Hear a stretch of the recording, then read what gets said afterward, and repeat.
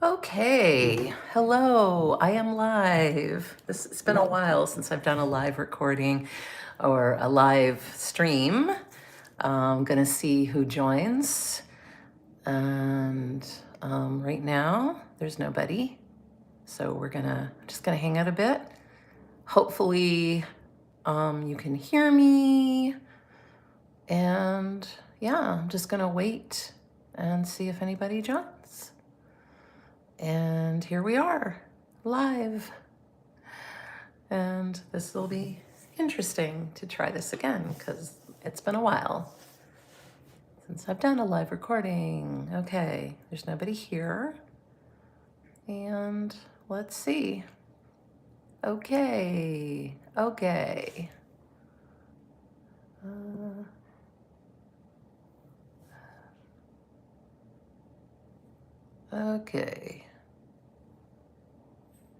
And it looks like somebody has joined. So welcome to my live stream. And I'm gonna just see if anybody else joins. In the meantime, I just wanted to start talking about, right now I really want to talk about just what's going on. What is going on? It's really hard to talk about, I guess, this topic, narcissistic abuse, and this channel without taking into consideration and context all the things that are going on in the world. And it's a scary time for a lot of people. There's a lot of uncertainty. There's just a lot of fear. And this isn't even about politics, because I don't talk about a lot of political stuff on this channel, but it's not really about politics. It's about human rights. It's about dignity. It's about decency. I don't agree with every politician. I don't agree with everyone's policy, but there's a big difference between having somebody who you don't agree with and having somebody who is completely insane. Completely. I did another video on psychopathic traits, and there are many people that are running things right now that have psychopathic traits and extreme narcissistic traits, and it's really scary. It's scary in a world way. It's scary in just the way that what's going to happen, but it's also triggering to a lot of people. Okay, somebody put Donald J. Trump. Yeah, well, yeah.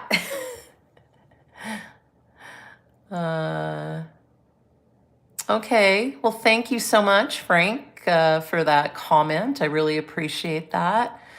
Oh, you said I'm a girl. Okay, well, thank you for that comment. And yeah, it's a really scary time, and I know a lot of people are feeling it. I look like Miss Frizzle. Okay, that's that's a first. I've never heard that one before. I don't know. Okay, Magic School Bus time. Hello, your girl Olivia. Hello, Janet Chapin. Thank you so much for joining. Omar, thank you. Good to see people on here.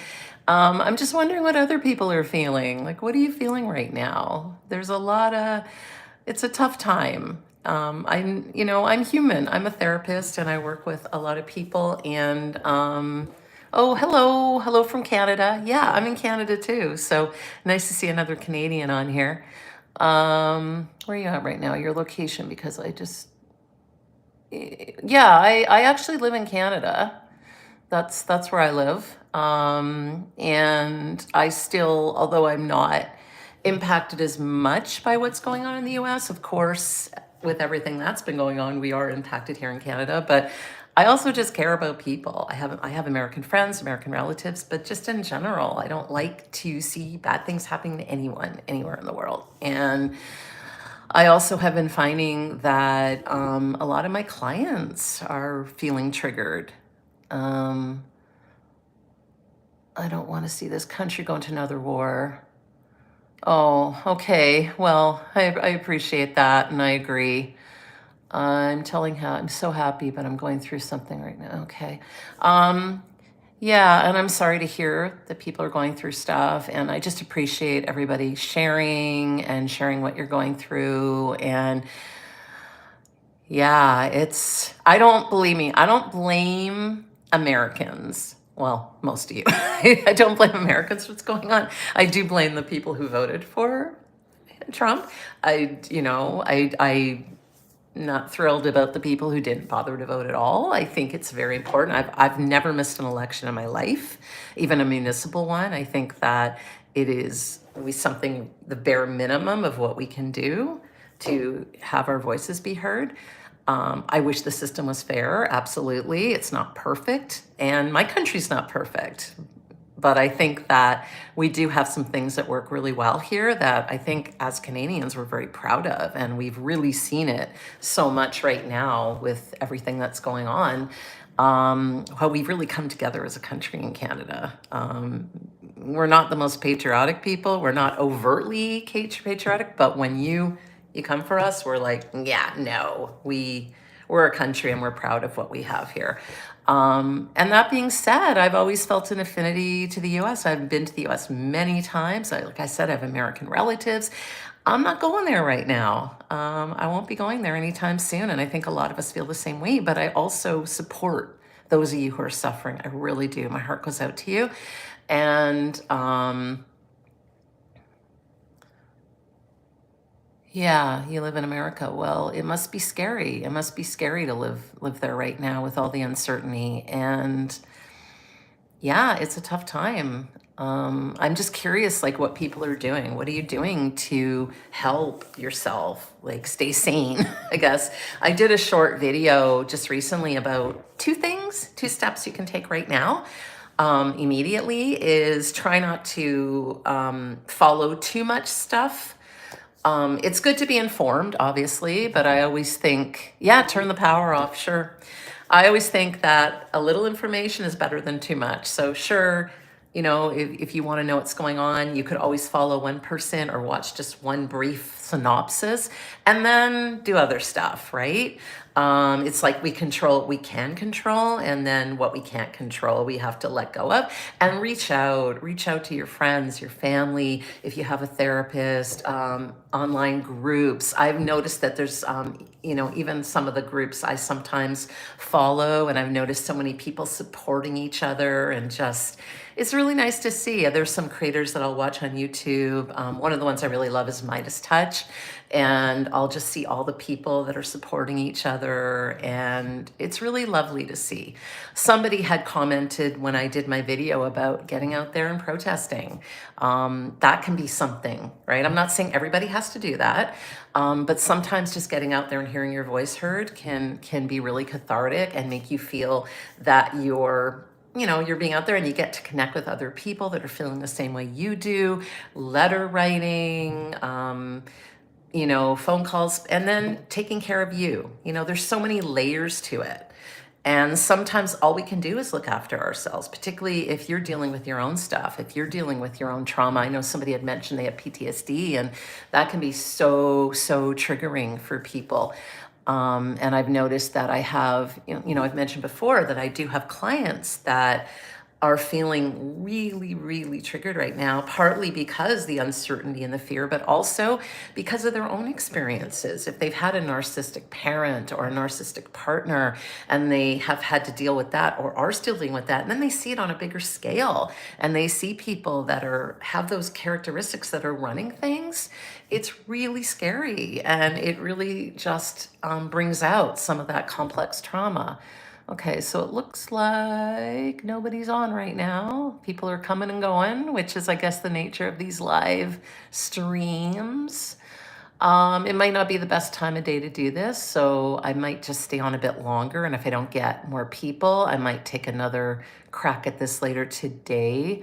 I'm just thinking it's 2:30 here in Vancouver, BC, which means I guess on the East Coast it's 5:30. So I'm not sure about the timing.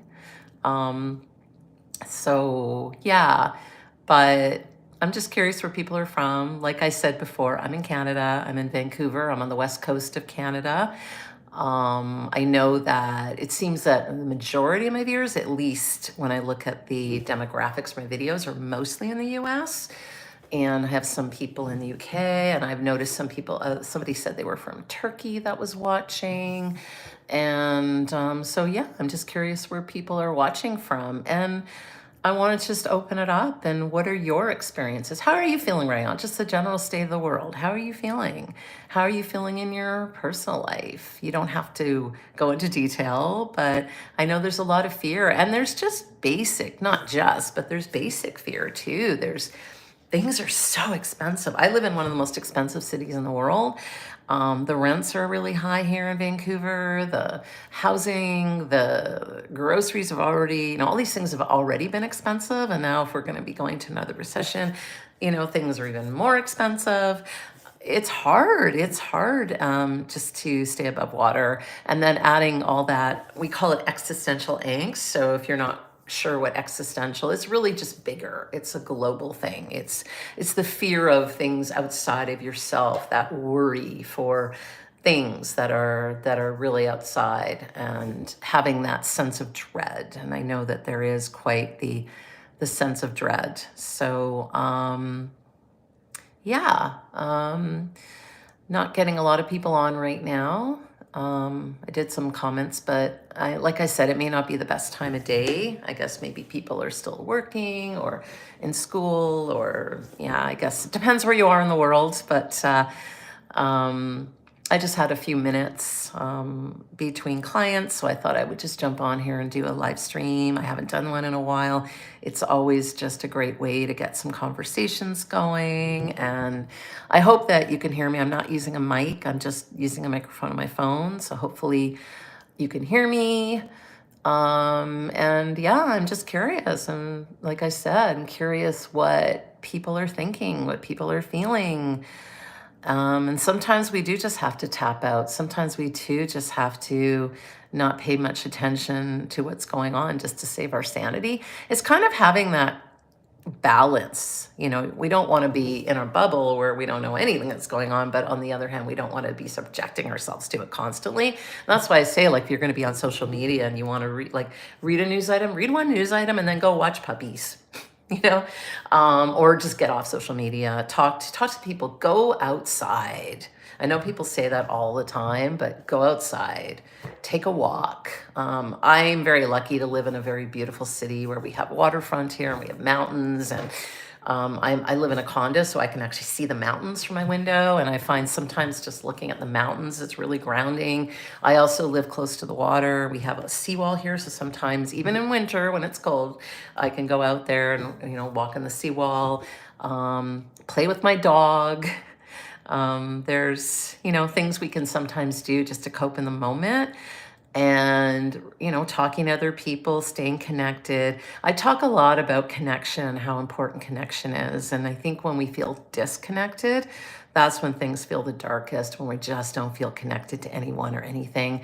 Connection doesn't have to be people. It can be animals, it can be nature, it can be the world, it can be the universe, it can be ourselves. It's just that sense of we're part of something. And the one thing I've noticed that's come out of all this crazy is people binding together, people bonding, people really getting together with each other. And it's just a beautiful thing to see. I've seen it in Canada, where I don't think any of us have ever been so proud of our country and been so, we're not a patriotic people in general. We're not all rah. But when we're threatened, when our sovereignty is threatened, we're like, bring it on. It's not about hatred. It's just about, we love how we're not perfect. We're not perfect by any means, but we don't want to give up what we have. And we also don't want to see you hurting in the US, where we care deeply for our American neighbors. And it's not about the people. It's really about the leadership. And as I said earlier, it goes beyond politics. This is not a political channel, but I don't think this is political. It's not political when human rights are being trampled on. It's not political when things are being done in such a shady, shadowy way, when people's humanity is not taken into account. This is not about policy disagreements.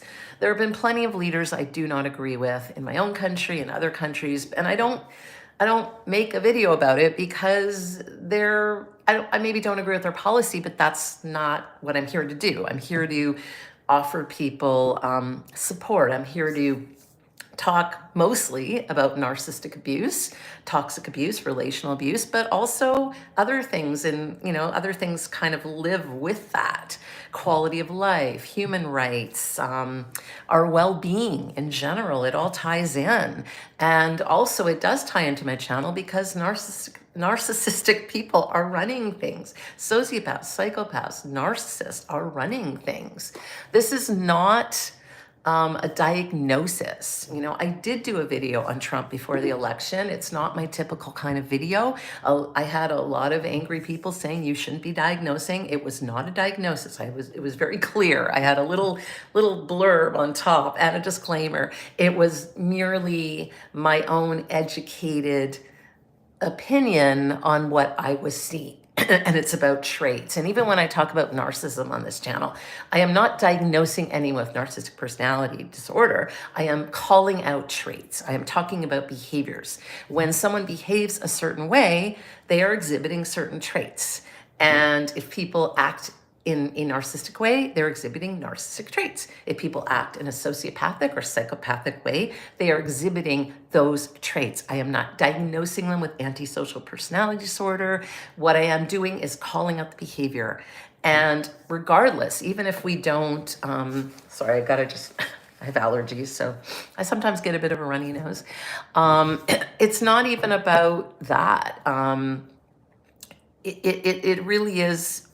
There's toxic people. They don't even have to necessarily be narcissistic or psychopathic. There are toxic people who are just mean. There are people who just don't treat people kindly. And so when I talk about a global scale, when I talk about what's going on in the US, in the world, with Trump, with Elon Musk, with these people that are not doing very good things right now, it really is so much about not having empathy. It's just on a larger scale. It's what I talk about on this channel all the time when I call it narcissistic behavior.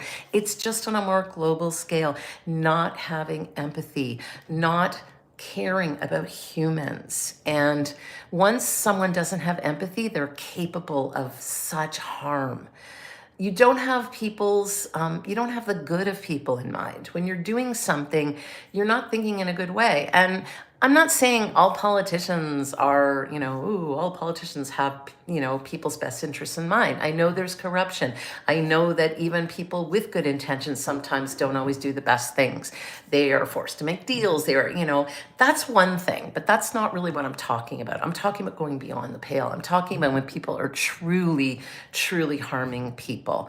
That's really the gist of what I'm talking about. So I don't think it's a political thing.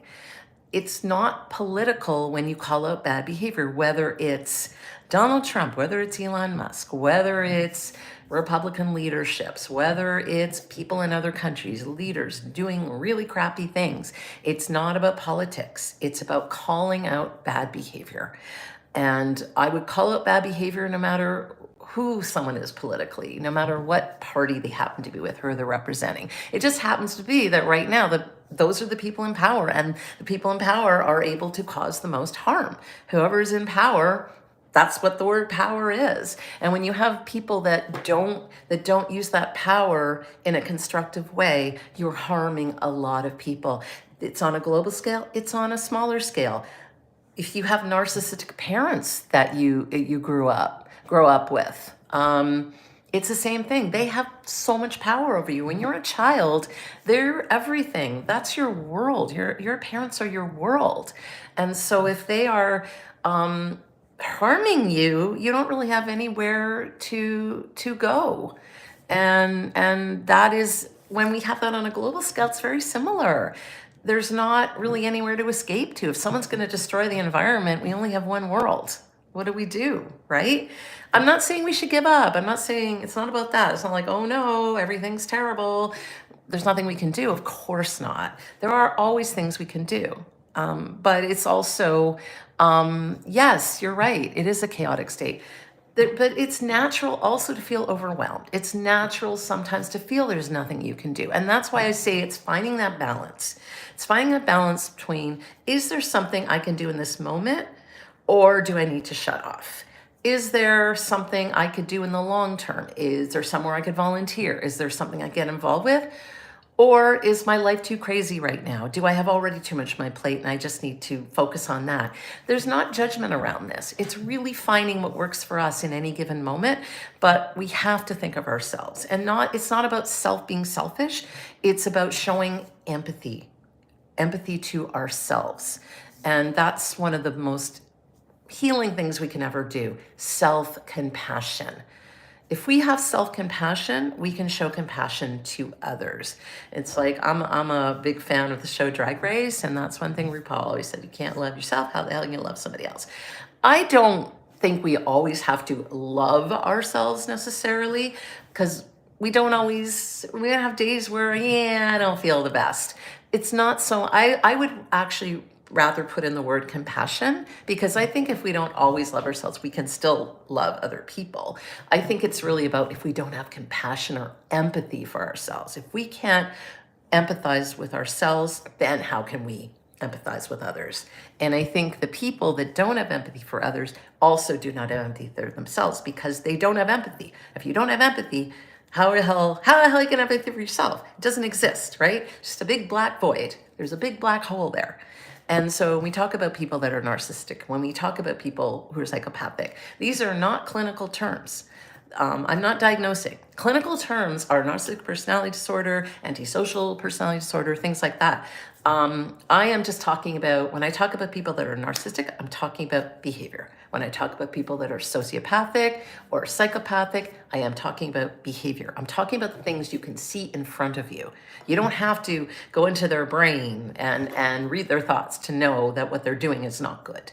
And so that's what I talk about on this channel. I am a therapist, and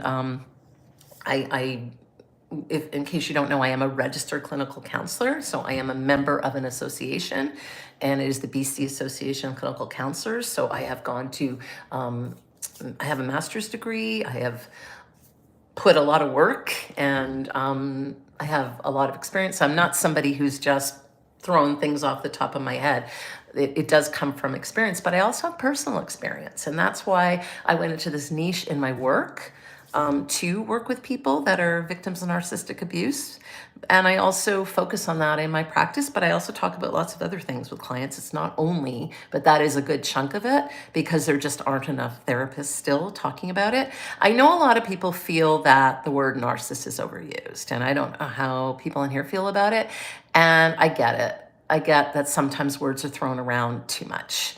And I think a lot of people confuse narcissism with vanity or conceit or, inflated sense of self.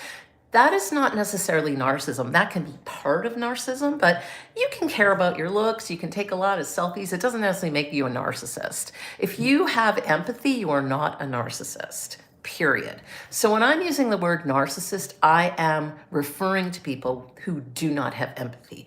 And then if we take it a step further, when I describe someone as sociopathic or psychopathic, not only do they not have empathy, they also don't have a conscience. This is a person who does not have any remorse at all. One of the things that really struck me just recently, it was after the plane crash in DC, and because it was in the water, and Donald Trump was asked if he was going to visit the crash site. And I'm paraphrasing here, but I think he said something like, what? Go to the water? What, you want me to swim? And kind of laughed. And I'm thinking, how devoid do you have to be of empathy and compassion and a conscience to make a comment like that? And I mean, there's all the stuff that came before, the blaming, the lack of accountability. It is appalling. It is appalling. As I've said many times, this is not political. This is not taking a political stance. This is human decency. This is just human decency. things that are going on right now in the US, things that are going on in some other parts of the world. It goes beyond human decency. It goes beyond compassion. This is not disagreeing with policy. This is not right or left. This is not about political parties. This is humanity. This is human rights. And I will always stand up for human rights. I will unapologetically always stand up for human rights. I don't believe that someone can be a therapist without having some aspect of social justice tied to it. Because when we are going through things, when we are going through complex PTSD or any sort of mental struggles, and we're going through depression, anxiety, part of it is about living in this world. Nothing is in a vacuum. Nobody suffers alone in a vacuum. And so many things there's intergenerational trauma. There's so many things that are passed down through generations. And there are things that people have gone through. There is cultural aspects. There are people that, lived in war-torn countries. There are, Holocaust survivors. There are people that, survivors of residential schools, or the children or the children's children. This is the thing. There's something about cellular memory and how this carries through generations. So you don't even have to have gone through this trauma yourself to feel it, but also the trauma of the possible lack of parenting. Not every traumatized parent mistreats their children. Some are amazing parents, but some, unfortunately, don't get help or don't get support or don't understand what's going on, and they do take it out on their kids. So that's how we get this going on for generation to generation to generation. And one of the things that I find most gratifying about my work when I work with clients is breaking this cycle. When we can break that cycle of abuse and have people forge their own path. That's what healing is. When you have self-awareness, you understand what has happened to you, and now you are taking steps to make that different. It's not about blaming. It's not about putting all the blame on the past. It's looking at it like a book. It's looking at it, it's examining it, and it's learning from it. And then we forge forward. This is how history works. That's why there's that word about when we ignore history, we're doomed to repeat it. Same thing. Trauma is on a small scale and it's on a large scale. It's all trauma. It just impacts more people.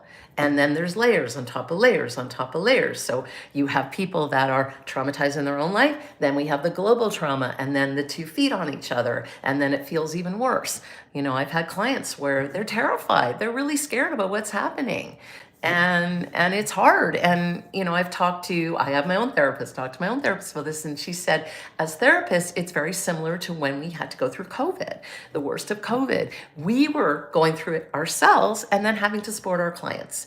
We're human beings too, go figure. So in everything, in the uncertainty of the world right now, I'm feeling it. I'm a human. I have my own struggles. A lot of times I'll talk to a client and I will, talk about things I need to do too. When I make videos, a lot of the videos apply to me personally. I may not be going through that now, but I went through. There's hardly anything that I talk about in my videos that I haven't personally experienced myself. Whether it's, childhood abuse, whether it's partner abuse, whether it's workplace abuse, whether it's friendship. I've been through a lot of it. And I'm not making it about me, but just to humanize that and to understand that I don't talk about things that I don't know about. I never talk about things I don't know anything about. I would never do that. I focus on things that I know. Not only do I know about them because I'm a therapist and I understand the theory behind it, I understand the behavior, the patterns, the psychology, but I also have my own experience. I also have that cellular memory. I have my own intergenerational trauma. I have my own cultural trauma. I have my own things that have also been passed down to me. I don't think there's anyone that doesn't have some semblance of that. And this is why we are humans together. And I think that's something we never want to lose sight of, that no matter how separated we get, we're all human. We all share that humanity. And I think sometimes when we feel really alone, I think that's why social media, internet, it's a mixed bag, because on the one hand, there can be a lot of negative things. You know, the way I did one on pretty privilege a while back, a live stream, and it's the way it can make us feel bad about ourselves, or we comparing, or the toxic stuff that we see. But also, the good thing to come out of it is the connection, the way that we can connect with others on this global scale. The fact that I can be here on my phone, as I'm recording this on my phone, I'm sitting here at my desk in my bedroom, because I live in a 2-bedroom condo. I don't have a separate office, so my office is actually in my bedroom. I sit at a portable desk, so where I see all my clients on Zoom, and I do all my videos mostly here. Not a fancy setup here, but I'm sitting here, and oh, thank you so much for saying that's why you're really so relatable to me. I really appreciate that. I'm really happy to hear that. Yeah, I'm going through it too. I am not some expert sitting up here, right, looking at from way up here. I'm going through it too. What was I getting back to? Yeah, so really it's we're humans. We're humans. We have our faults. And I think there's a huge difference between a human being with faults who does their best, and maybe we screw up sometimes, and really cruel people who have an agenda. Either they're worth $400 billion and somehow that's not enough. I can't fathom that. I can't fathom how you can have so much money and it's not enough. Like, when's it ever going to be enough? I guess it's an addiction like any other, right? Addicted to that. It's the power. People are addicted to power. They're addicted to control. So when people are narcissists or sociopaths, psychopaths, it's all about power and control. That's really the only motivation they have. They're motivated just by power and control. And it's a fear. It really does come from a place of fear, but they can't acknowledge that fear. If they acknowledge that fear, actually that would be better, because they could look inside themselves, but they can't. So it comes from fear, because we act out of love or fear. Those are really the only two ways we truly as human beings act. And when we come from a place of fear, good things do not happen. We act from a place of love, a lot of beautiful things happen. Evil cannot sustain itself. Evil will eventually burn itself out. Love is endless. It is endless. It's the flame doesn't burn out, right? If we have oxygen to the flame and it doesn't burn, it's this beautiful thing that just goes on and on and on. It goes through bumps.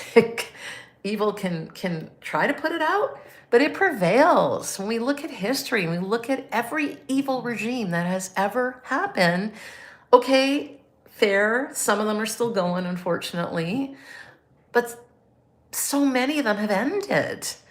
And we can, that's why I will never give up hope that every evil thing that happens will come to an end. And we need hope. We don't want to put on our little glasses and be like, la, la, la, la, everything's going to be fine, and not do anything. Of course, those regimes ended because people did something about it. They took action, right? So yes, I think it's important to take action. I think when we take action, I think it can also be therapeutic, because we are acting. We're doing something, right? Even if it's just a small thing, send a letter, make a post, comment on here, right? Make a video, do something. In my own small way, I'm trying to help. I see clients, and it's a very fulfilling job that I do. I love it. It can be challenging, of course, like any job like that, and a lot of responsibility. And I make these videos because I love it. I make these videos because I feel that if I can just touch one person, offer, maybe make somebody feel less alone. I know that that's how it impacts me. I know that when I go online and I watch a video and I get involved in something, it makes me feel a lot better, makes me feel seen. So I just want to see, I just want you to know that I see you, I hear you, I support you. And if you ever do feel alone, just know that there is at least one person here who's rooting for you. I will always root for you. And we can root for each other. I think it's just so important that now more than ever, in these days are dark. These are dark days. They're dark unless you live on, I guess, in New Zealand or Australia or on the other side of the world, it's winter. So yes, we have less light. That also contributes to feelings of sadness and hopelessness and all those, I guess what I was talking about, that existential dread. But also, yeah, it's just, there's a lot of darkness, and there's a lot of people that are not acting. They're not acting with the benefit of other people in mind. They're not doing something for the benefit of others. They're doing it for only their own benefit. And it's the same thing. If you're in a narcissistic relationship, if you're of narcissistic parents, if you are in a situation where you're being abused, this is abuse. This is global abuse. This is big world abuse. It's just on a larger scale. It's macro, meta. It's just giant. And so a lot of us are walking around, basically, we are being abused. We're being gaslit, all those things, and I know, again, gaslighting is such an overused term because people don't understand what gaslighting is. It's not disagreeing with somebody. Gaslighting is basically invalidating someone's reality. So I'm going to say, let's say we got in a fight and you yelled at me. And then you come back to me and goes, I never yelled at you. I never did that. What are you talking about? You're imagining that. That's a form of gaslighting. If somebody comes back and, let's say I say, yeah, I don't want fish tonight. And they say, well, I do. That's not gaslighting, right? They're just stating an opinion. Stating an opinion or disagreeing with someone is not gaslighting. Gaslighting is invalidating someone's reality. It's generally done on purpose to make that person doubt their own reality. You're doing that to a person so that they will doubt themselves. It's usually something done on person as a way to control. So in other words, gaslighting is lying and then saying you didn't lie. Gaslighting is even things seems like, oh, you're so sensitive. I didn't mean it like that, when you've just terrorized someone for an hour, right? That's all gaslighting. We are being gaslit on a global scale with bad leaders. I'm just going to say it. Bad leaders, really bad leaders. And a guy who wasn't even elected. What the hell is that, right? Someone who wasn't even elected. Is a scary, scary, scary, scary time. And I know people might say, well, being in Canada, what do you have to worry about? And I agree. Like, we are definitely in a better position than if you're in the US. But, we have our own crazy leaders here. And I'm also, worried about our election and how that might go. And then we're also worried about what's going to happen to our country and with the tariffs, with all the other things. And then not only that, but I worry, like I said, I have friends, I have relatives who live in the US, and as a human being, I worry about other people. I don't want people to be harmed or to be hurt. And then I worry about what's happening in the world. I worry about the environment. I mean, what powerful leaders, people in position of power do, they impact the whole world. We're all impacted. Just like the narcissistic parent impacts the entire family. There's no escape. And you're absolutely right on my way. It really is. It's to control. It is to control. So control, if your only purpose in life is to control, think about it. What's your motivation? You're going to do anything. You're going to take any means necessary to control. Control is not a way to live. To want to control things is a terrible way to live. It's terrible for you, and it's terrible for everyone around you, because first of all, we can't control everything, nor should we. But I always like to think of it as there's constant movement. I'll give you an example. I do Pilates, and yesterday I was at my Pilates class, and one of the things about Pilates is it's allowing the body, it's listening to the body, right? And I mean, that would be really in most forms of movement or exercise. And that's just a good way in general to listen to our bodies. And my instructor, there's another word for Pilates is controlology, and he was wearing a t-shirt that said that, but the way he was wearing it, he had a hoodie over it, and it looked like it just said control, control, control, control. So we got on a conversation about control. And then it was like the opposite to everything we're supposed to be doing there. Imagine if you went into exercise and all you wanted to do was control your body. Even saying that makes me stiffen up. It makes me like, oh my gosh, my whole body is so tight now, because this idea of controlling, it's tight. There's no movement. There's no connection, right? But when we let go of that idea of controlling everything, we can allow ourselves to be, and then we start listening, then we start being present, then we be in the moment. It's the same thing with leadership. It's the same thing with partners or parents or people in our sphere. They're always trying to control everything, which is something that narcissistic people do. They need to control. They're so afraid they need to control. And so they will do it by any means necessary, and it has terrifying results. We've seen it throughout history, throughout thousands of years of civilization, how people have suffered because of people wanting to control things.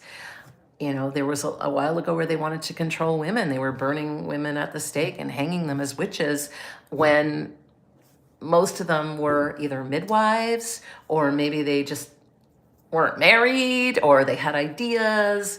It wasn't just women, there were men too. Sometimes it was just that they wanted their neighbor's land. That's what happened in Salem, Massachusetts. They basically, like, it was people that lived on certain land. It was really more of a political thing. Anyway, that being said, not to digress, but bad things come from people wanting to control everything. I think I'm gonna leave it here for today. I thank everybody for watching and for joining me right now. I'm going to try and do these a little more frequently. It's been way too long since I did a live stream, and I might pick a better time of day, because it seems like maybe this isn't the best time of day to do this. It might be too early in the day. So I think maybe next time I might do it either on a weekend, or I'll do it more towards the evening. But anyway, I'm still glad I did it, and it's always an interesting experience to engage with people in real time. Oh, you're so welcome on my way. You're so welcome. Thank you so much for joining, and thank you so much for your comments. I always appreciate them. It's really always great when people participate and take the time, not only to watch, but to also comment. So very, very much appreciated. Very grateful. And I'll be back. I'll be back with another one. So bye for now. Please take care of yourselves, and feel free to, yeah, I invite you to watch my videos, my long form, my short form. Lately, I've been doing a lot more short form videos. But just know that sometimes there's a bigger space than I'd like between my long form videos, because I do everything myself. I'm real small potatoes here. So I do it all myself. I record it. I do all my own editing. I do everything. So sometimes it can be, it can take a bit of time, and that's why I'm not doing as many long form as I would like. So I will at least try to keep up with the short form ones, but please watch my videos. Subscribe if you already haven't, because it really helps the channel. I just want to reach more and more people. So the more you like and subscribe, the more visible I get, and the more people can join in. And yeah, so thanks again, and I'll talk to you again. Okay, bye.